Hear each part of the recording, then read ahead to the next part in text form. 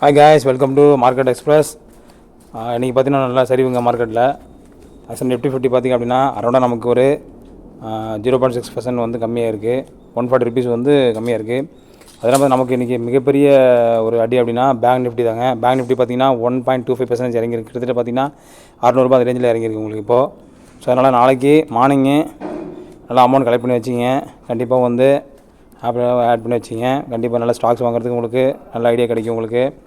என்னை பொறுத்தவரை பார்த்திங்கன்னா இன்றைக்கி என்னோடய போர்ட்ஃபோலியோவில் ரொம்ப ஒரு சரிவு பார்த்த ஸ்டாக் அப்படின்னு பார்த்திங்கன்னா ஃபஸ்ட்டு ஒன்று பார்த்திங்கன்னா உங்களுக்கு மார்க்கெட் வேல்யூ பார்த்துலாம். ஃபஸ்ட்டு மார்க்கெட்டில் கண்டினியூஸ் பண்ணிடலாம். ஃபஸ்ட்டு பார்த்திங்கன்னா உங்களுக்கு return market one day return பார்த்திங்க அப்படின்னா ஐடிசி பரவாயில்லைங்க.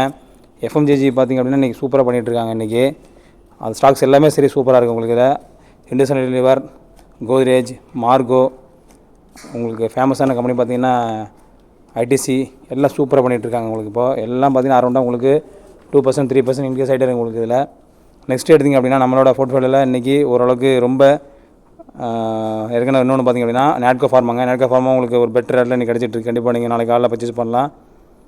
ஒரு சிபி அட்வைஸ் கேட்டு கண்டிப்பாக நீங்கள் பண்ணலாங்க. இது நெக்ஸ்ட் எடுத்திங்க அப்படின்னா நம்ம ஸ்டாக்கில் நான் கன்சிடர் பண்ணலான்னு நெக்ஸ்ட் எடுத்திங்கன்னா பவர் கிரிட் இன்ஃப்ரா கிட்டத்தட்ட பார்த்திங்கன்னா இன்றைக்கி ஒரு பெரிய ஒரு மாற்றம் கொடுத்துருக்கு. இன்றைக்கி அரௌண்டாக ஒரு 1% இறங்கியிருக்கு.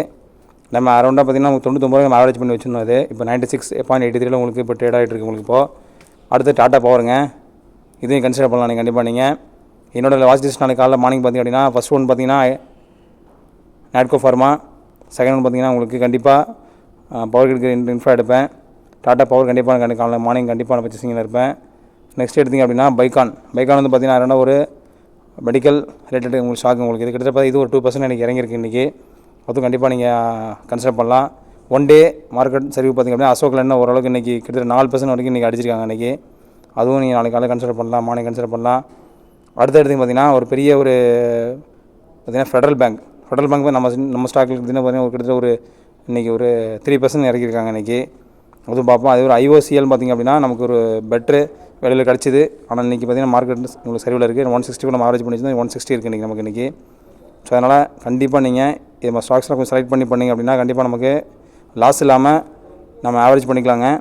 அடுத்து பார்த்திங்கன்னா ஐடிஎஃப்சி ஃபஸ்ட் பேங்க்கு உங்களுக்கு எல்லாருக்குமே தெரியும். ஐடிஎஃப்சி ஃபஸ்ட் பேங்க் வந்து உங்களுக்கு ஐடிஎஃப்சி பேங்கோட மெர்ஜ் ஆகும்போது கண்டிப்பாக நமக்கு ஒரு பெஸ்ட்டு கெயின் கிடைக்கும். அதை பொறுத்த மட்டும் நீங்கள் கண்டிப்பாக நீங்கள் கன்சிடர் பண்ணலாம்.